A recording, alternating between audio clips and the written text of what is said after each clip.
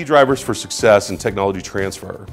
One, you actually have to have good science to work on. That's one of the large drivers. So if you have excellent faculty, people that are coming up with innovative ideas that are working cooperatively with the technology transfer office, that's an important part, then there's a high chance of success in actually getting some good innovations to come in and getting them to go out too.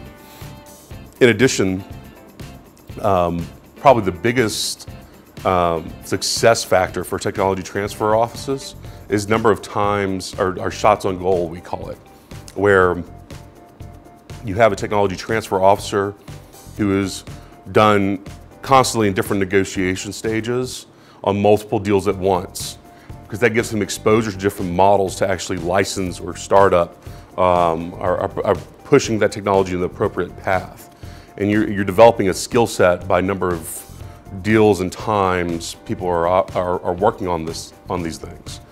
For example, at the University of Texas, our licensing professionals, we call them, our technology transfer officers, typically manage a portfolio of 70 to 80 technologies at any given time. On average, each technology transfer officer will engage in no less than 3 to 4, not engage in, they will complete no less than 3 or 4 actual deals in a given year. Those are just our metrics. But it's because they're working on that big portfolio that they're able to do so. And they're constantly going through different deals and different structures. I just returned from Colombia, where they have a portfolio of 7 technologies for 5 people to work on. And that's okay, but the people will not give the same level of experience in trying to do different deal structures to enable them to be successful for a much longer period of time.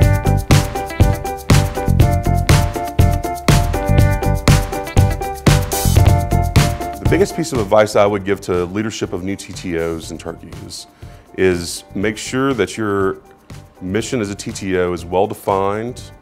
Make sure that your stakeholders, meaning your supporters, have realistic expectations, and that you're not promising something that you can't deliver on.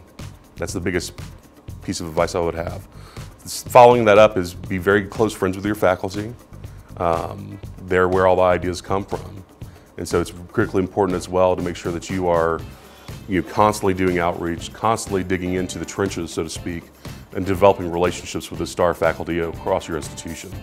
And then third, take the time to train your people. And when you do train them, make sure you retain them and keep them around. Because it's hard to develop these skill sets. And if you train somebody and they leave 2 years later, it doesn't help your office's success.